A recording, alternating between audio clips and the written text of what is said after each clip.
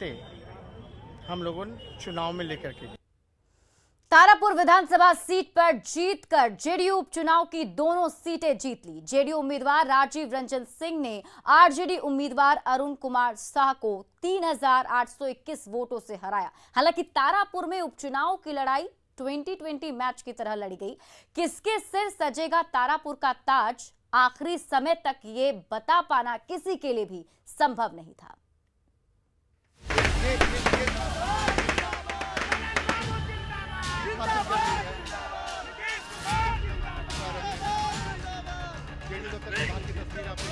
लगातार फुलझड़ी छोड़ा जा रहा है। ये जश्न तारापुर की जीत का है। ये जश्न तारापुर विधानसभा सीट पर परचम लहराने का है और ये जीत नीतीश कुमार पर जनता के विश्वास की है। तारापुर में जीत के साथ जेडीयू ने उपचुनाव की दोनों सीटें अपनी झोली में डाल ली हैं।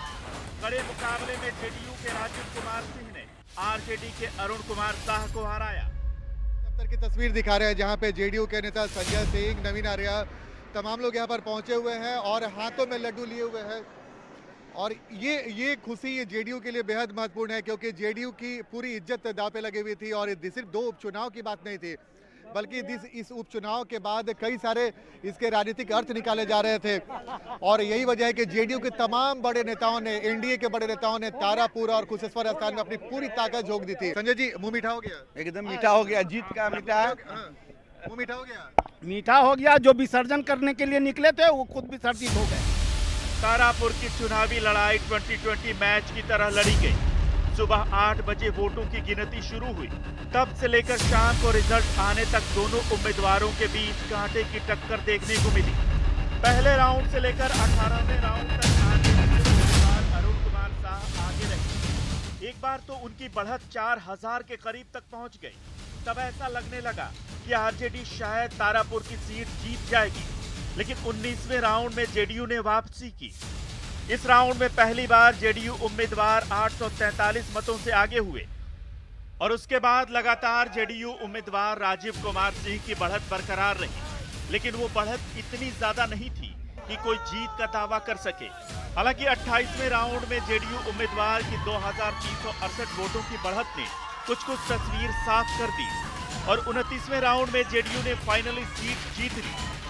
हालांकि जीत का अंतर पिछले चुनाव से कम रहा, लेकिन तारापुर की जीत ने बता दिया कि नीतीश कुमार अब भी बिहार के लोगों की पहली पसंद हैं।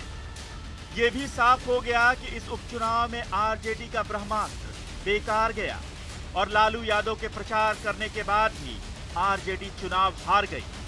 न्यूज़ 18 के लिए मुंगेर के तारापुर से अमित कुमार की रिपोर्ट।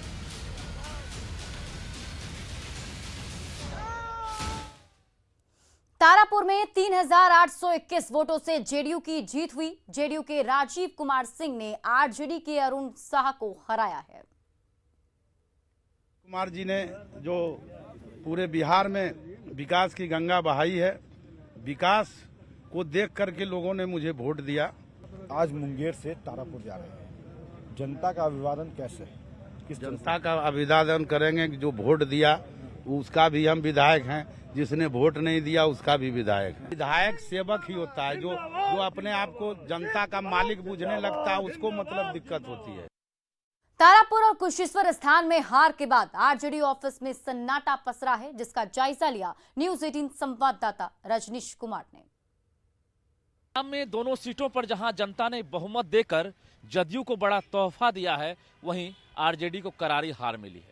हार की खबर सुनते ही देख सकते हैं कि जो आरजेडी कार्यालय है वहां पर एक तरह से सन्नाटा पसरने लगा है और इक्के दुक्के जो कार्यकर्ता हैं वो फिलहाल नजर आ रहे हैं। जबकि सुबह से लगातार यहां पर हलचल तेज थी, चर्चाएं गर्म थी और बड़े से लेकर छोटे नेता यहां पर लगातार कैंप कर रहे थे। लेकिन जैसे ही खबर मिली कि तारापुर सीट भी आरजेडी ने लूज कर दिया, उसके बाद देख सकते हैं कि अब कुछ जो कार्यकर्ता हैं वो नजर आ रहे हैं। तो निश्चित रूप से कहीं दिवाली मनेगी तो कहीं पर खामोशी दिख रही है, क्योंकि जो कांटे की टक्कर दिख रही थी, यानी कुशेश्वर स्थान में पहले ही साबित हो गया कि जेडीयू की जीत हुई। लेकिन यहाँ पर जो है नेक टू नेक यानी बैक टू बैक जो फाइट है वो लगातार देखते हुए बन रहा था।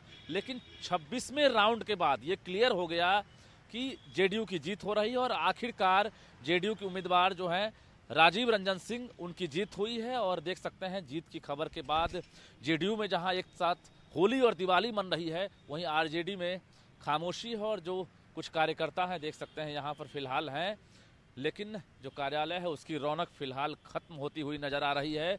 जबकि लालू प्रसाद यादव खुद दिल्ली से पटना पहुंचने के बाद तारापुर के साथ साथ कुशेश्वर स्थान में भी चुनावी सभा को संबोधित किए थे, वहां पर लोगों से वोट की अपील भी किए थे।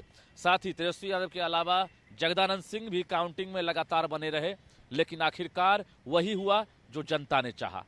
जीत जेडीयू की हुई है, ऐसे में दिवाली तो अब जदयू ही मनाएगी। कैमरामैन दीपक के साथ रजनीश कुमार, न्यूज़ 18 पटना।